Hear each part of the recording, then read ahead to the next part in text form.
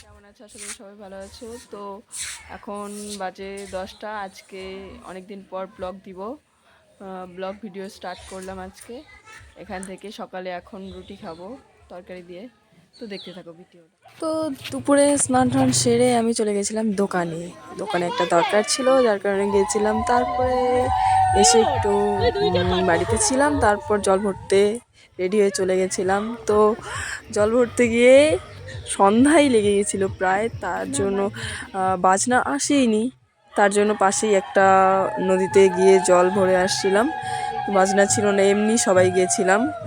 তারপরে এসে আমার বান্ধবীকে জল ছোঁয়াচ্ছিল, স্নান করে দেয় নাই। সন্ধ্যা লেগেই গেছিলো প্রায়। তারপর বিকেল টাইমে দিদি আর বৌদির সঙ্গে বাজারে গেছিলাম। বাজারে গিয়ে গিফট নিয়ে আসি। গিফটটা তোলা হয়নি, ওটা তুলতে পারিনি।